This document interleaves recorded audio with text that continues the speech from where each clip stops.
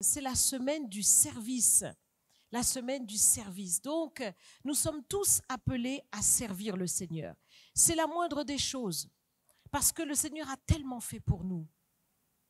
Il a tellement fait pour nous que la reconnaissance que nous lui devons nous pousse à le servir. Et tu n'as pas besoin d'avoir entendu une voix qui te dit de te lever pour servir le Seigneur, mais tu as juste besoin d'être reconnaissant envers le Seigneur. Et à partir de là, effectivement, tu pourras entendre son appel, parce que le Seigneur appelle. Et il dit qu'il y a beaucoup d'appelés et peu d'élus. Donc ce qui est important, c'est de répondre à l'appel. Le service à Dieu, c'est un service que nous devons lui rendre. Et ce service doit être efficace. Nous devons servir de plus en plus efficacement le Seigneur. Et nous devons le faire avec une grande fidélité, parce que notre Dieu a été bon pour nous. Et il ne manque pas à sa parole. Et nous aussi, nous devons être à son image fidèle pour que nous puissions le servir comme il se doit, à la dimension de sa grandeur. Et nous devons le faire aussi avec discernement. Parce que, évidemment, puisque c'est lui que nous servons, nous devons obéir au Maître. Et nous avons besoin de discerner ses directives pour faire ce qu'il attend de nous. Donc, ce service à Dieu va être premièrement pour chacun sa consécration personnelle. C'est-à-dire que dans ton quotidien, dans ta vie intime, tu dois te consacrer au Seigneur. Et cela doit être une réalité. Nous ne devons pas être des chrétiens d'apparence ou des chrétiens du dimanche, mais nous devons avoir une consécration réelle dans la présence du Seigneur. Ta ferveur ne doit pas s'exprimer lorsque tu arrives au culte de gospel, mais ta ferveur doit être à la maison, au pied du Seigneur. Et j'insiste là-dessus, parce que malheureusement, il y en a encore beaucoup qui perdent du temps devant la télévision, devant les jeux vidéo, en train de perdre leur temps au lieu de rechercher la présence de Dieu. Je le rappelle, la parole de Dieu nous dit chercher premièrement le royaume de Dieu et sa justice, et tout nous sera donné par-dessus. Donc c'est important de faire ce que la parole de Dieu nous dit. Premièrement, notre consécration personnelle. Ensuite, dans notre cellule familiale, nous devons être au service des autres. Parce que dans notre famille, eh bien, nous devons honorer nos parents, nous devons bénir ceux qui sont de notre famille, notre époux, notre épouse. Nous devons être une bénédiction, en bénédiction pour eux, nos enfants. Nous devons véritablement être au service les uns des autres dans la cellule familiale. Donc, ce sont eux, premièrement, notre prochain qui expérimentent notre service. Et nous devons véritablement le manifester au quotidien.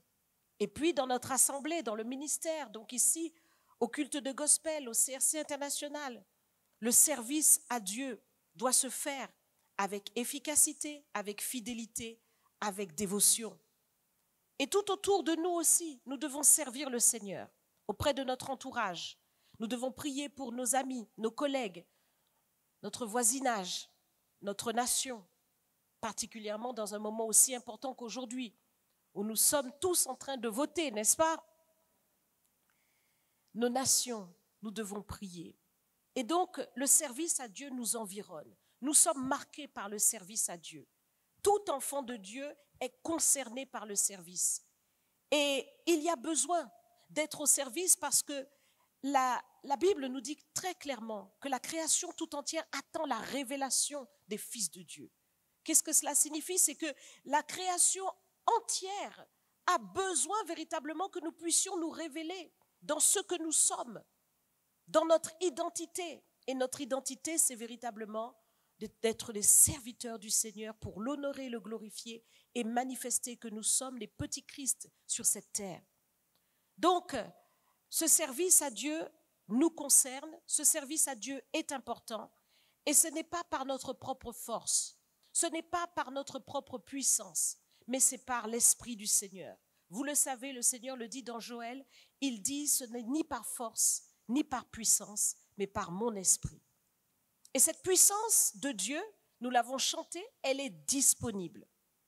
Nous allons servir Dieu de mieux en mieux, encore plus fidèlement, encore plus efficacement, parce que nous aurons la puissance de Dieu, parce que la puissance de Dieu va se manifester de manière extraordinaire au milieu de nous.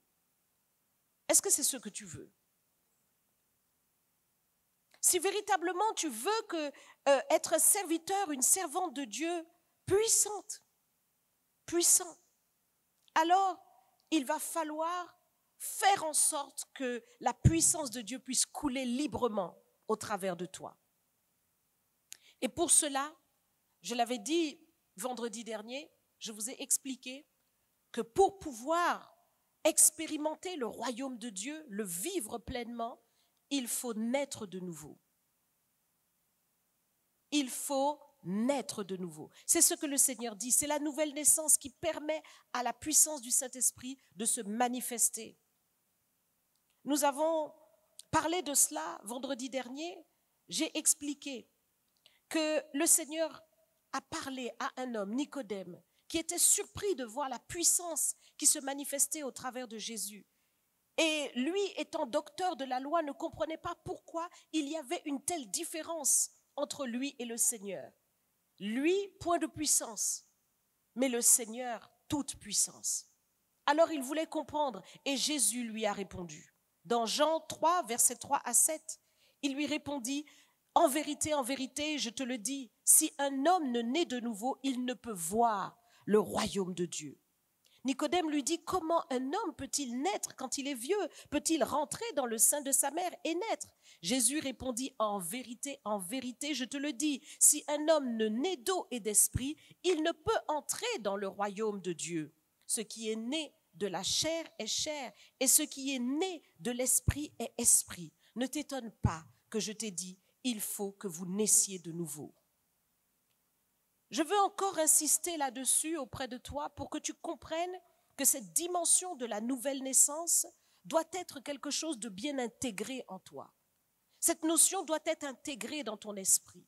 Tu dois réaliser que tu n'es plus la même personne. Tu dois réaliser qu'il y a quelque chose qui s'est passé le jour où tu as donné ta vie au Seigneur et le jour où tu as accepté de marcher avec lui. Cette nouvelle naissance prend place en toi et il faut lui laisser toute la place. Tu dois laisser place à la nouvelle personne que Dieu a créée en toi. Toutes choses anciennes, nous dit-il, sont passées, toutes choses sont devenues nouvelles. Tu es une nouvelle création de Dieu. Et c'est au travers de cela que le Seigneur pourra t'utiliser puissamment. Il parle, Jésus, ici de deux dimensions.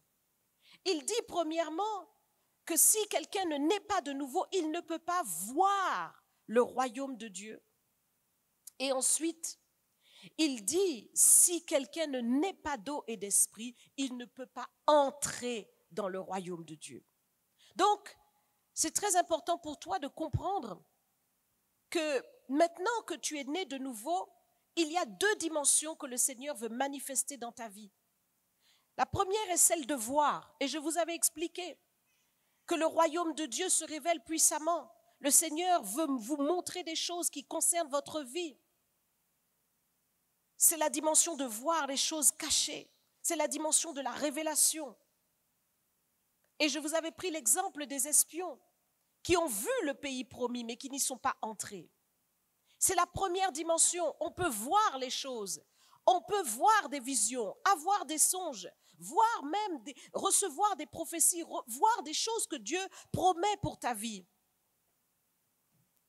Mais c'est une chose de voir et c'est une chose d'entrer. Est-ce que vous êtes là avec moi? C'est une chose de voir et c'est une chose d'entrer. Les espions, les 10 espions sur les 12, 10 espions sur les 12 sont allés voir, mais il y avait en eux de la peur. Et c'est pourquoi ils ne sont pas entrés. Mais les deux autres, qui avaient la foi, sans peur, sans crainte, eux sont rentrés. Ils sont rentrés plus tard, puisque tout le peuple a été impacté et que Dieu n'a pas permis qu'ils puissent rentrer. Il a dit, allez, toute cette génération va périr dans le désert. Et les deux, Josué et Caleb, qui ont vu et qui ont cru, eux rentreront. J'aimerais vraiment que tu réalises que le Seigneur veut véritablement t'équiper, te remplir de cette puissance, te permettre d'expérimenter le royaume de Dieu. Mais il va falloir dépasser la dimension de simplement voir les choses. Il va falloir que tu rentres dans les choses. Il faut que tu rentres dans le royaume de Dieu, que tu rentres pleinement, que tu puisses saisir les choses. Parce que voir, c'est simplement explorer, regarder, contempler. Mais quand on voit, on ne saisit pas. Par contre, lorsque l'on rentre, on peut se saisir de tout ce qui est à l'intérieur. Et donc, le Seigneur veut que tu rentres dans cette dimension de celui ou de celle qui saisit les choses. Et pour cela, il va falloir maintenant entrer. Ça veut dire que tu dois te débarrasser de toute forme de peur. Nous l'avions dit la dernière fois, nous l'avons dit vendredi. C'est une foi pleine et entière, sans peur. Et je veux te donner toutes les clés, parce que c'est important pour moi de t'équiper et de faire en sorte que cette peur disparaisse. De faire en sorte que tu deviennes un croyant rempli d'assurance, qui peut saisir les choses. Tu as besoin d'être équipé de puissance. La puissance doit couler au travers de toi. La gloire de Dieu doit se manifester. Mais il faut savoir pourquoi la peur veut encore se maintenir. Il faut comprendre comment elle agit afin de la défaire totalement ou la faire partir totalement de ta vie. Parce que lorsque ta foi n'est pas pleine et entière, tu ne peux pas saisir tout ce que Dieu a prévu pour toi. Alors nous allons voir ensemble pourquoi la peur agit. Dans Genèse chapitre 3 verset 10, nous voyons le premier homme qui a eu peur. La première peur manifestée, celle d'Adam, qui avait péché. Et Adam, donc, en entendant la voix du Seigneur dans le jardin, a répondu à Dieu, parce que le Seigneur l'appelait. Et Adam a répondu, j'ai entendu ta voix dans le jardin et j'ai eu peur, parce que je suis nu et je me suis caché. Dans Genèse chapitre 3 au verset 10. Cela doit t'interpeller. Adam a péché et voilà maintenant qu'il se sent en fait condamné devant Dieu. Il se sent dans l'incapacité de paraître dans la présence de Dieu parce qu'il sent en fait qu'il n'est pas légitime, il n'est pas habillé, il est tout nu. Il sent qu'il n'est pas autorisé, il sent qu'il n'est pas comme il faut. Et je pense que ce sentiment aussi, souvent peut agir en toi. Est-ce que je parle à quelqu'un ce matin? Parfois, tu peux te sentir comme quelqu'un qui n'est pas assez légitime devant Dieu, pas autorisé pour expérimenter des choses puissantes, pas assez saint peut-être, pas assez sanctifié. Et la condamnation devant Dieu se manifeste dans ton cœur. Donc, tu n'oses pas. Tu n'oses pas aller plus loin. Et quand nous méditons la parole de Dieu, nous voyons qu'il y a aussi l'exemple d'un autre homme, le serviteur dont le Seigneur parle dans Matthieu 25, au verset 25. Le serviteur donc qui était, selon le Seigneur, méchant et paresseux. Et lui aussi, donc, lorsque le Seigneur l'a appelé pour lui demander des comptes, qu'est-ce que tu as fait du talent que je t'ai donné, comme le Seigneur avait donné des talents à tous, et il lui avait donné un talent. Et il répond, j'ai eu peur, et je suis allé cacher ton talent dans la terre. Voici, prends ce qui est à toi. J'ai eu peur. Pourquoi le serviteur méchant et paresseux a caché le talent que Dieu lui avait donné? Il a eu peur. Il a eu peur de manifester ce qui était en lui. Il a eu peur d'expérimenter et d'aller plus loin avec Dieu. C'est un acte d'égoïsme en fait. C'est garder l'évangile pour soi. C'est garder la bonne nouvelle pour soi. C'est ne pas faire le travail de Dieu parce qu'on se dit qu'on n'est pas assez, on n'est pas comme il faut. En fait, il faut comprendre que ce sentiment qui vient et qui te pousse dans tes retranchements, qui te pousse dans tes limitations, qui te met dans une situation de paralysie, ce sentiment vient d'un seul. Il vient du diable. La Bible nous dit dans Apocalypse 12, verset 10, qu'il est l'accusateur, celui qui accuse les croyants dans leur conscience pour leur rappeler tout ce qu'ils ont fait de mal. L'ennemi veut te rappeler tout ce que tu ne fais pas bien. Et j'entendis dans le ciel une voix forte qui disait, maintenant le salut est arrivé, et la puissance, et le règne de notre Dieu, et l'autorité de son Christ. Car il a été précipité, l'accusateur de nos frères, celui qui les accusait devant notre Dieu jour et nuit. L'ennemi accuse. Il accuse ta conscience. Il te met dans une position de honte. Tu veux avancer vers le Seigneur, mais tu avances à petits pas. Tu ne te jettes pas dans ses bras. Tu avances en allant comme quelqu'un qui sent qu'il n'est pas digne. Tu te sens indigne devant le Seigneur. Ça, c'est l'ennemi. Il faut savoir que ce que Jésus-Christ a fait à la croix est parfait. Il faut savoir que ce que Jésus-Christ a voulu faire pour toi, c'est te rendre juste à ses yeux. Et donc, la Bible nous dit ceci, si quelqu'un est en Christ, il est une nouvelle créature. Les choses anciennes sont passées. Toutes choses sont devenues nouvelles et tout cela vient de Dieu qui nous a réconciliés avec lui par Christ et qui nous a donné le ministère de la réconciliation. Ça veut dire que le Seigneur t'accueille et qu'il a effacé, mais vraiment effacé, tous tes péchés. Il ne s'en souvient plus. Quand le Seigneur efface, il jette dans la mer de l'oubli. Il ne s'en souvient plus. C'est-à-dire que quand le Seigneur te regarde, il te voit comme quelqu'un qui n'a jamais péché. Il te voit juste parce que son Fils a tout pris à la croix. Oui, tu dois le réaliser. Tu dois réaliser cela. Tu dois réaliser que lorsque Jésus te voit, il ne voit pas un pécheur. Il voit un juste. Jésus te regarde et il voit un juste. Et c'est cette justice-là qui te permet de rentrer dans la présence de Dieu et d'expérimenter des choses extraordinaires. C'est vrai que nous ne pouvons pas nous séduire pour penser que nous ne péchons pas. Nous sommes convertis à Jésus-Christ. Il nous a lavés de tous nos péchés. Et pendant que nous sommes en train de marcher, forcément, d'une manière ou d'une autre, nous bronchons, oui ou non.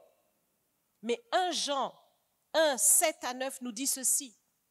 Pour nous qui marchons en nous écartant du mal, de toutes nos forces, voici ce que le Seigneur dit.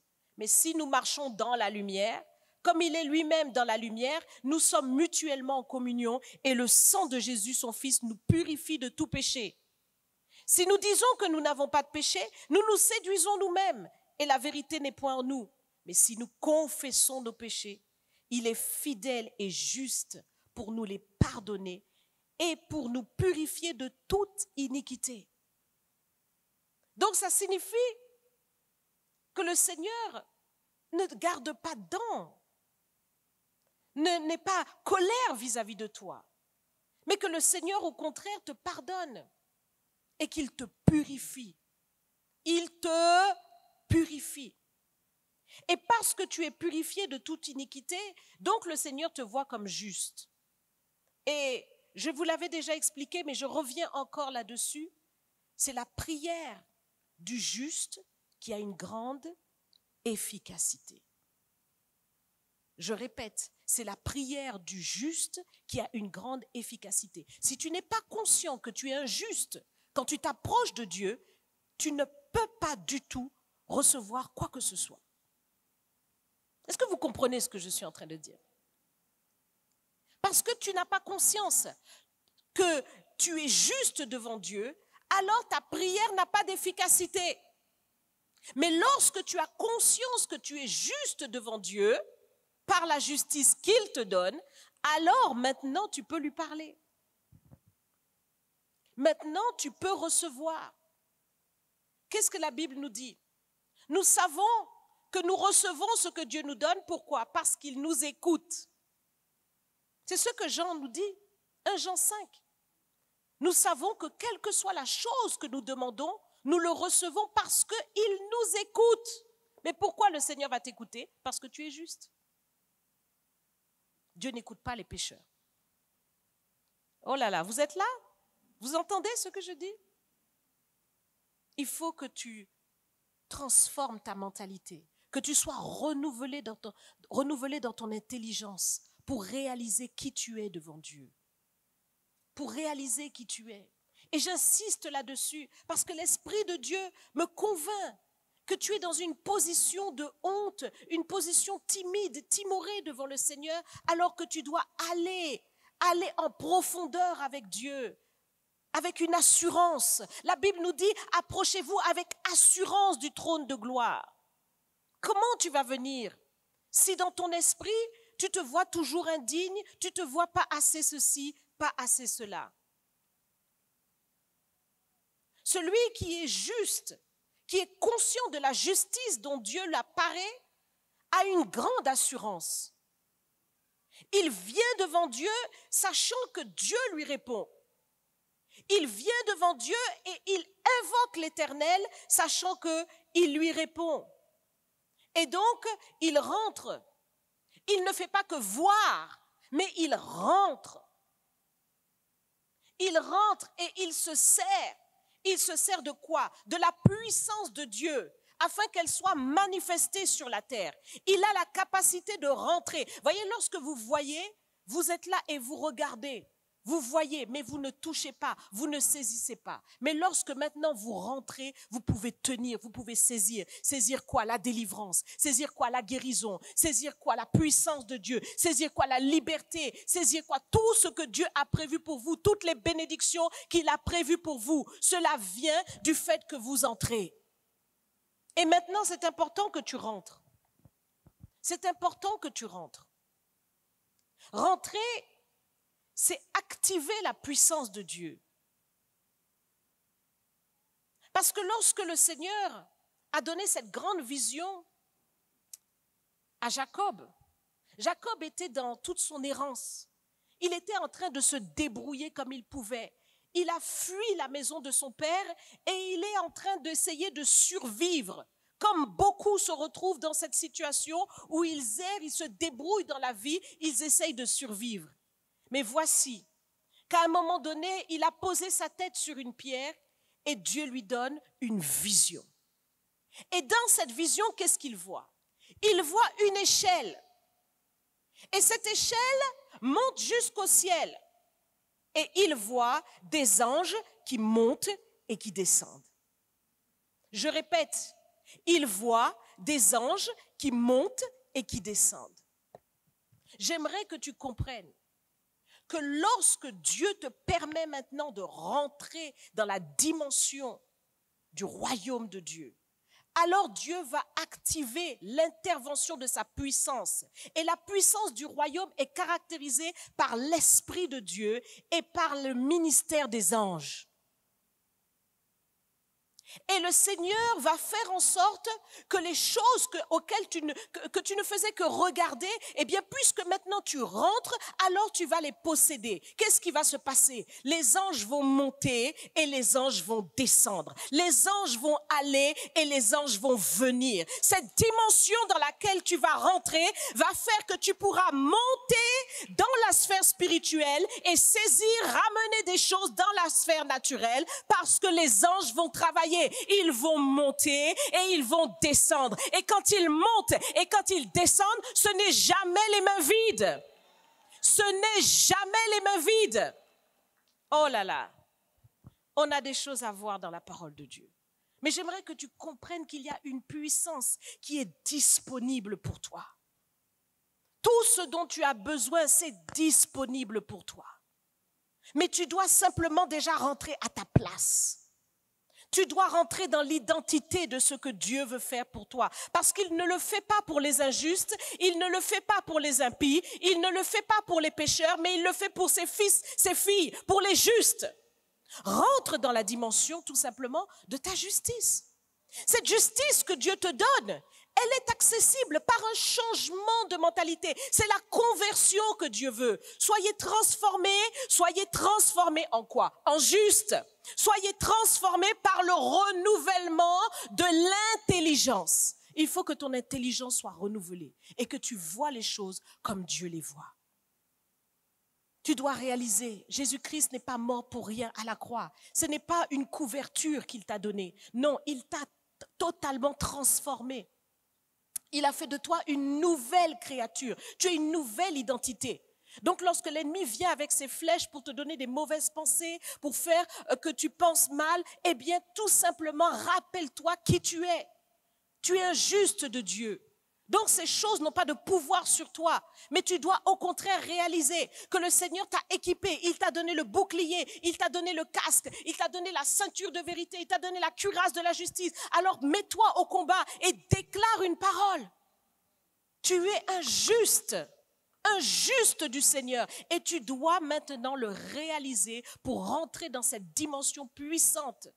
Dieu veut faire un travail en toi et au travers de toi. Oui, nous parlons de servir Dieu. Dieu veut un peuple puissant. Il ordonne que tu sois puissant. Mais ça ne sera pas sans une mentalité renouvelée. Il nous est dit dans Romains au chapitre 8, versets 1 et 2, « Il n'y a donc maintenant aucune condamnation pour ceux qui sont en Jésus-Christ. »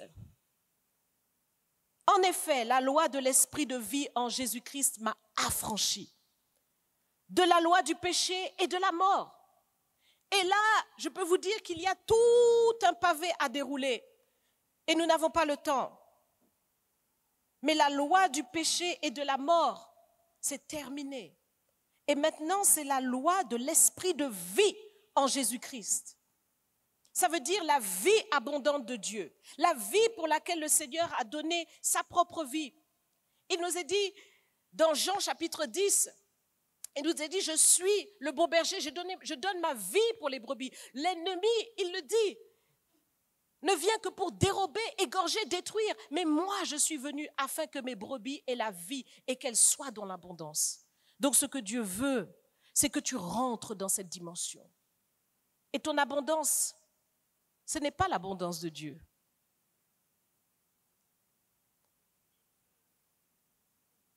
Je répète. J'ai l'impression que vous ne vous êtes pas réveillés ce matin. Ton abondance, ce n'est pas l'abondance de Dieu. Je répète, ton abondance, ce n'est pas l'abondance de Dieu. Non, tu n'as pas compris. Tu n'as pas compris de quelle abondance le Seigneur veut te donner. Tu n'as pas compris parce que toi, tu as une échelle. Oh Seigneur. On va déboucher les oreilles ce matin. Tu as une échelle qui n'est pas l'échelle de Dieu. Regarde l'univers que Dieu a créé. Et Jésus dit, je suis venu afin que mes brebis aient la vie et qu'elles soient dans l'abondance. Je répète, ton abondance n'est pas l'abondance de Dieu.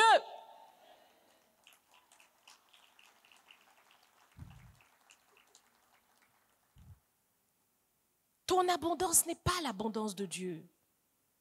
Dieu a prévu des choses qui dépassent ton entendement. Je dis bien qui dépassent ton entendement. Je dis bien qui dépassent ton entendement. Oh là là. Il y a un petit groupe là, je pense que c'est eux c'est le groupe, par là ils ont compris.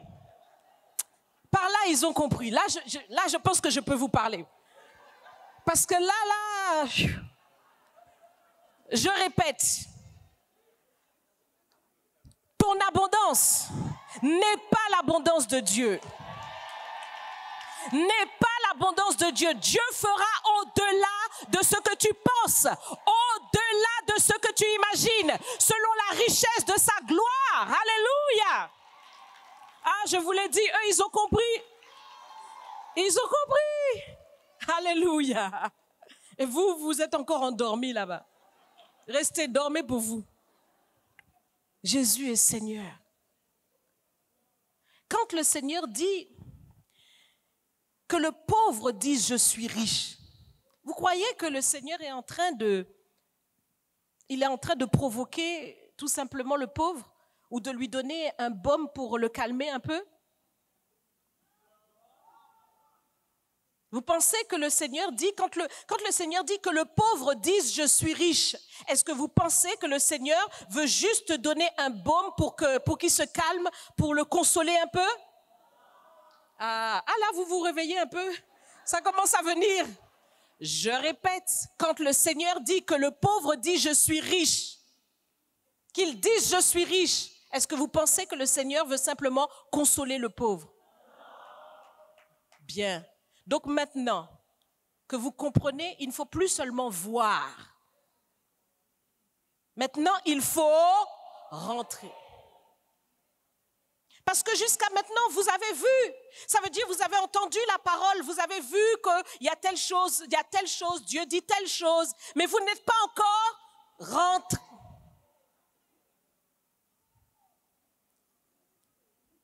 Mais maintenant, tu vas rentrer.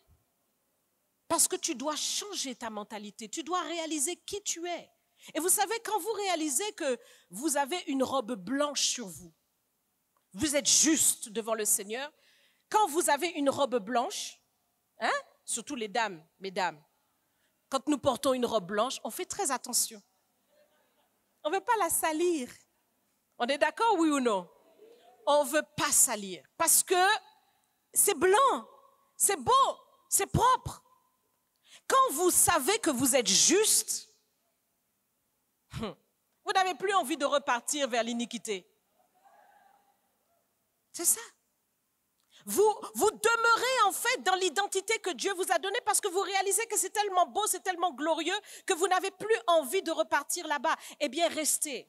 Restez dans cette dimension-là. Et quand vous êtes dans cette dimension, je peux vous dire que l'accès est direct. L'accès est direct. Le flot se produit. Il y a quelque chose qui se passe. Ah là là là là là là. Dieu est tout puissant. Et il appelle ses enfants à être puissants. Ton Dieu ordonne que tu sois puissant. Et cette puissance est accessible. Elle fait partie de ta vie. Quand nous lisons ce que le Seigneur dit, et il dit, voici les miracles qui accompagneront ceux qui auront cru. C'est la parole du Seigneur. Et cette parole est véritable. Mais maintenant, nous ne devons plus simplement l'entendre ou voir, mais nous devons rentrer. Tu vas rentrer. À commencer par les miracles que tu dois voir dans ta propre vie. Il y a des miracles que tu dois voir dans ta propre vie. Ce mari inconverti qui est dur là, quelque chose doit se passer. C'est le miracle qui doit se produire. Cette vente-là qui tient, ce problème-là qui tient la vente et la vente ne se fait pas. Cela doit se débloquer, la vente doit se faire. La vente doit se faire, elle doit s'opérer, les choses doivent être débloquées.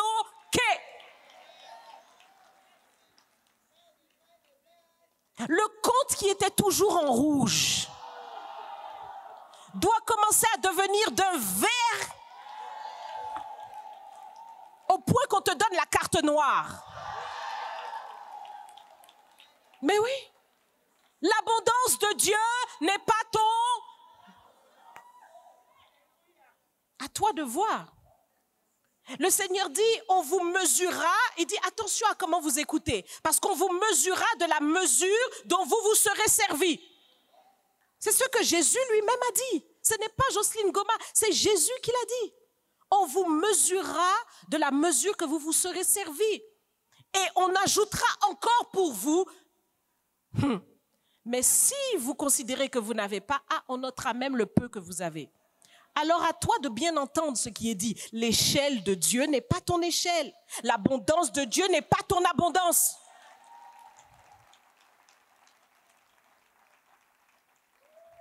Alléluia. Tu dois rentrer dans ces choses. Là, c'est le temps de rentrer. Semaine du service. Je te dis que c'est une semaine puissante. Parce qu'on veut l'efficacité. Il y a des choses que Dieu fait, je vous dis, qui sont extraordinaires, qui dépassent l'entendement. Dieu est capable de mettre des connexions, de faire des choses.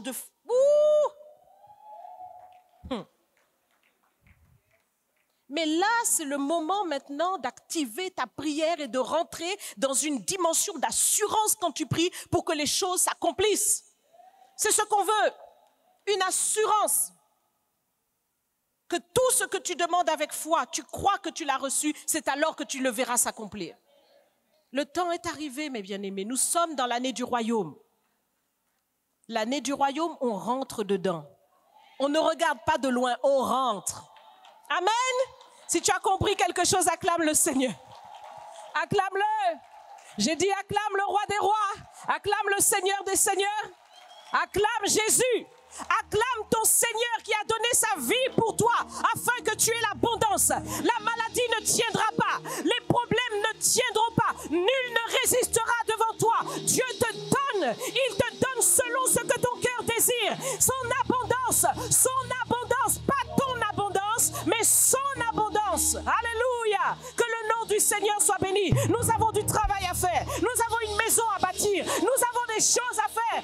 Alléluia. Le royaume de Dieu doit avancer. Le royaume de Dieu avancera par toi. Le royaume de Dieu avancera par ta foi. Le royaume de Dieu avancera par ta consécration. Le royaume de Dieu s'étendra par ton intervention dans la puissance de Dieu. La puissance de Dieu.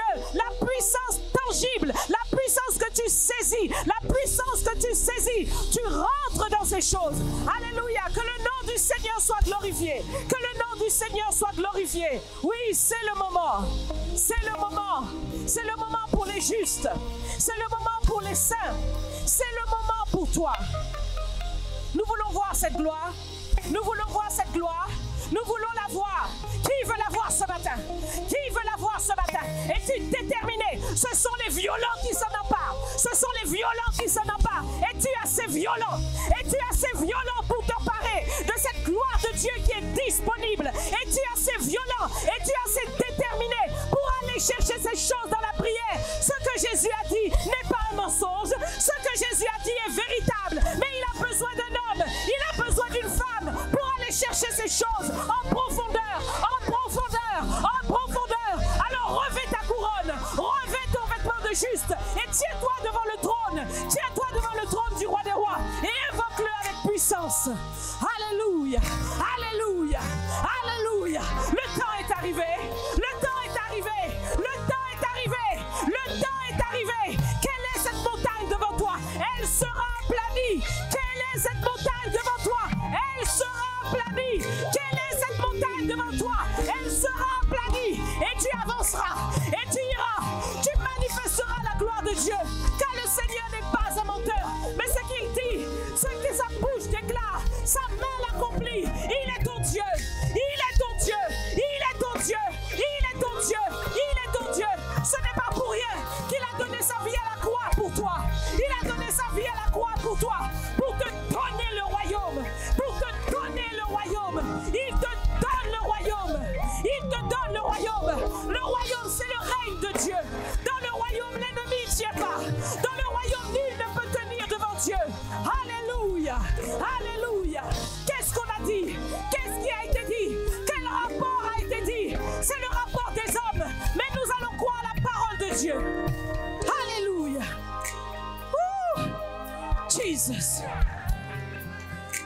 Alléluia. Lève les mains devant le Seigneur. Jésus, voici ton peuple devant toi, Seigneur. Les hommes et les femmes que tu as rachetés par ton sang précieux. Ceux que tu as ordonnés, Seigneur, ô Éternel, afin qu'ils soient puissants sur cette terre. Ce sont les apôtres de ce temps. Ce sont les disciples de ce temps, Seigneur. Ce sont les hommes et les femmes que tu as sanctifiés par ton sang et qui sont justes devant toi par le sacrifice que tu as accompli à la croix. Ce n'est pas par les œuvres afin que personne ne se glorifie, mais c'est par la puissance de la foi en toi, dans la puissance de ton sang, Seigneur, qui les justifie. Alors c'est pourquoi maintenant, Seigneur, Revêt-les. Revêt-les pleinement de cette justice. Que leur cœur soit libéré, affranchi, Seigneur, du passé. Affranchi, Seigneur, de toute condamnation. Affranchi des choses, Seigneur, ô Éternel, par lesquelles l'ennemi voulait les accuser. Car le temps est arrivé, Seigneur, pour qu'ils viennent avec assurance devant ton trône, avec violence devant toi, pour te servir, Seigneur. Pour te servir, Seigneur. Pour chercher véritablement, Seigneur, la manifestation de la puissance de ton Saint-Esprit. Et, Seigneur, ô Éternel, le ministère des anges qui accomplit ici-bas un grand travail, Seigneur. Oui, par la puissance que tu vas manifester de ton royaume. Alors, Seigneur, les âmes seront délivrées. Alors les corps seront guéris. Alors ton peuple sera dans l'abondance. Plus personne ne dira je suis malade. Mais Seigneur, tu accomplis de grandes guérisons. Tu fais un travail extraordinaire. Tu donnes la vie, Seigneur. Oh Seigneur, le pauvre se réjouit, Seigneur, parce que tu fais de lui un riche. Tu fais l'indigent à s'asseoir avec les notables du pays, Seigneur. C'est toi qui fais ces choses. C'est pourquoi maintenant même, au nom de Jésus-Christ de Nazareth, j'ordonne un transfert puissant, un transfert d'onction puissant, afin que vous vous teniez devant le trône. Devant le trône, je libère ce transfert, je libère ce transfert, je libère ce transfert. Au nom de Jésus-Christ de Nazareth, vous recevez maintenant cette assurance pour vous tenir devant le trône de Dieu, afin que la gloire du Seigneur se manifeste avec puissance. Désormais, la parole que vous sortez de votre bouche est une parole intentionnelle, une parole volontaire pour proclamer les oracles de Dieu et ordonner un changement, ordonner une transformation dans toutes les situations, dans toutes les circonstances, non seulement de vos vies, mais de ceux qui vous entourent. Il en est ainsi au nom de Jésus-Christ de Nazareth. Et toi qui suis par Internet, tu es visité maintenant même par cette puissance. Ce transfert s'accomplit maintenant même dans ta maison. Et la gloire de l'Éternel se manifeste sur toi. Je libère cette gloire, en sorte que tout au long de cette semaine, tu expérimentes des choses extraordinaires. Non seulement tu vas voir, mais tu entres au nom de Jésus-Christ de Nazareth. Tu entres et tu saisis. Tu entres et tu saisis la puissance. Tu saisis la délivrance. Tu saisis la guérison. Tu saisis la bénédiction. Tu saisis le miracle de toutes sortes. Au nom de Jésus-Christ de Nazareth, il en est ainsi. Et nous disons ensemble Amen. Amen. Acclame le Seigneur. Acclame le roi des rois. Acclame-le de tout ton cœur. Pousse un cri de joie dans la présence de ton Dieu. Il n'a pas fait de petites choses. Il a fait de grandes choses. De grandes choses. De grandes choses. Alléluia. Que le nom du Seigneur soit béni. Est-ce qu'il y a un peuple enfin pour Jésus? Est-ce qu'il y a un peuple enfin pour Jésus? Est-ce qu'il y a un peuple enfin pour Jésus? Alléluia.